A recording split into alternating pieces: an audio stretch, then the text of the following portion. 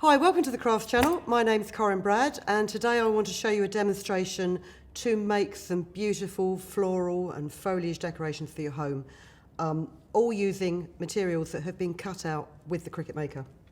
Something like this, for example. These little backless frames are so beautiful. We've got a nice little socially acceptable message at the minute. And you can go out and buy an expensive frame. This is purely a piece of glass that I had from an old picture frame that I have just taped chain to the top of it, created a border, and then popped my lettering on it with foam pads. Just a quick tip for you when you're popping lettering on. If you keep the piece of paper that you cut your lettering from and you lay it down where you want to put it, you can use it as a guide to putting your letters in just the right place, or even if you pop it underneath so that your letters stay straight and the spacing stays correct. So we've got this, and as you can see there's a multitude of flowers and leaves that have all been cut out with the Cricut Maker. A tip for you when you do that, because you're probably aware of the fact I hate throwing anything out, what I tend to do is I will design something on my screen that will fit in a 6 centimetre or 6 inch or 15 centimetre square on the grid, and then I cut pieces of card like so and pop them on there, weld the images together, repeat them and place them in all four corners of the mat so that I can pop it onto cut and then go and make my lunch. And it will just run through the whole lot, everything stays in position. You do have to weld it, because if not, what the Cricut does tend to do is if you just set it to print, it will arrange it on the mat how you think, or how the machine thinks that you want it.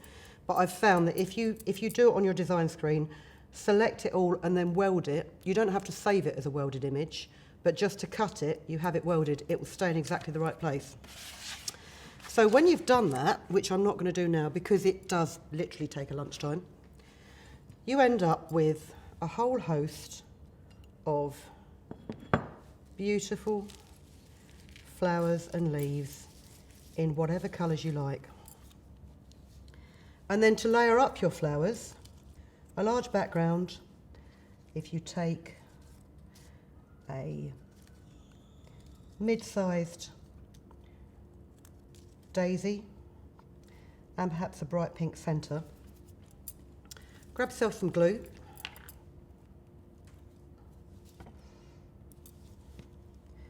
dot them together,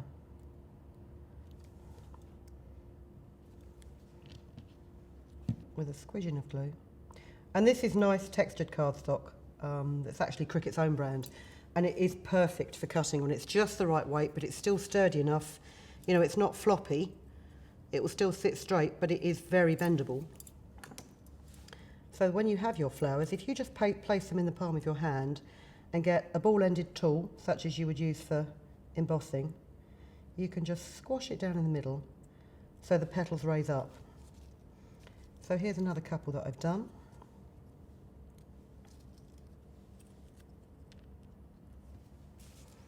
And then this, for example, is just standard picture frame with an initial letter on it, or these are really nice. These are, again, the glass frames that you get. These are from Hobbycraft. I've stuck my lettering onto one part of it, just with a little dab of glue. And then what you can do is you can put some foliage, and you don't need a lot of glue because this is going to be inside the picture frame. Stick some foliage to the glass.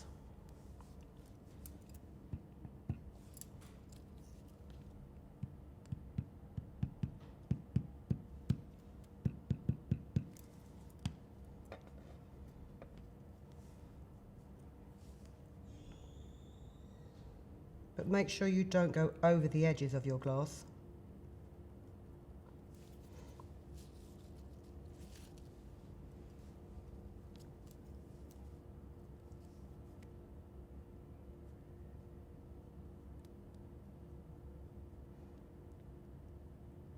And if you use a PVA glue, if at any point in time you think, oh, I don't like that decoration anymore, I want to redo it, it does come off the glass quite easily. if you soak it. So we'll pop them in there and just pop this back inside its frame. And then you can pop your flowers on the outside.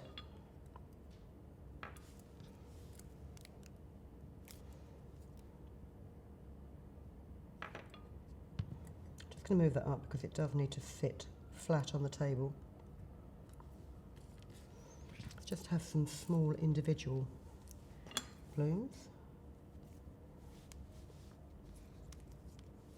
And you can see the delicacy of what I've cut. I like to test my machines to their limits, and I must admit I am very happy with how well it's cut these tiny shapes out without burring, without it lifting off the mat. And even as much as you've got these tiny little leaves here, oh, so tiny I can't pick them up. It's even cut the centre veining out of that leaf, and these are really good for just applying a bit of glue onto the stem and then just poking them into the arrangement so it's almost three-dimensional. Now you can see this stuff is moving about. This is not the quickest drying glue, but as long as you keep your project on a flat surface while the glue dries, it will be fine.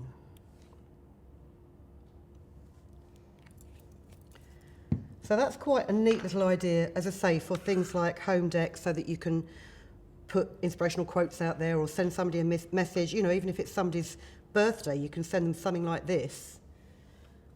The other thing that it's really good for is these little tiny Christmas decorations, which are not in traditional Christmas colours. They're not traditional Christmas foliage, but there's no reason why you shouldn't do that. And all these are shower curtain rings. You know, the kind of thing that you put on a wooden pole and then you clip your curtains into the bottom of. I think I picked these up from the local charity shop. They were 10 for £1, which isn't bad. And I'm just going to show you how I wrap. I don't cut my ribbon to start with, but I take, what's that, about 60, 70 centimetres. Pop a bit of glue on your curtain ring and start about here at the top. Hold that in place and take the shorter end of your ribbon and just wrap it around.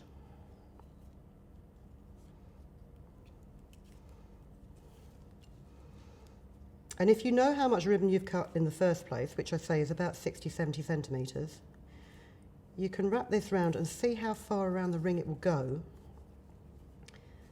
And then that will give you an idea of how much more you need to cut off the long end to complete the ring.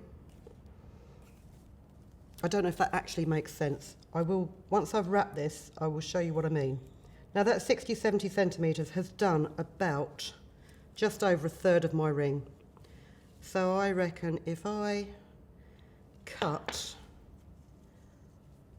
about 20 centimetres more, I should be able to complete the ring. And with satin ribbon like this, it's actually best to trim it on an angle because it ensures that it doesn't fray quite so much. If you want to make entirely sure, you can fuse the ends of these types of ribbon just with a flame, but it depends on how good you are with a flame. Same colour ribbon for the top, for the hanging loop.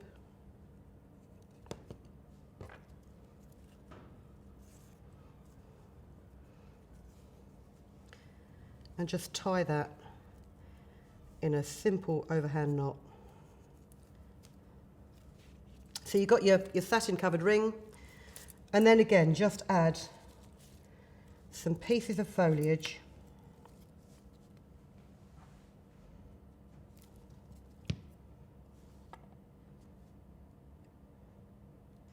Oh.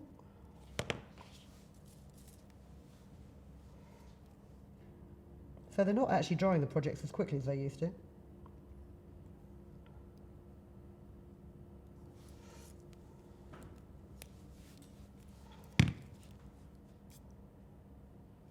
And as you can see, as I am tearing little bits off if I feel that they're too long for the display that I actually want. So this is one of those projects where you can set yourself all your components by cutting them all out on the Cricut Maker while you're doing other things. Because it does behave itself. You can just leave it to carry on working while you're doing something else. And then later on, when you've got time to concentrate and you've got a bit more time to play, you've got a whole host of cut flowers and foliage that you can just arrange to your heart's content in either little Christmas decorations, little gifty inspirational quotes, or even larger pieces of home deck. So I hope you enjoyed that. I hope that's given you another reason to crack out your Cricut. And it's also a great waste buster, because those small pieces of card that you perhaps have saved from another project, you can just use these to cut out flowers of all colours, and then you've got a whole stash of equipment that you can use when you've got 5 minutes to craft. We'll see you very, very soon. I'm glad you've watched us again, and keep crafting. Thank you. If you've been inspired to create, please share your makes with us in the comments section below. And if you've enjoyed videos by the Crafts channel, hit the like button. Want to see more of us? Then click subscribe. See you next time.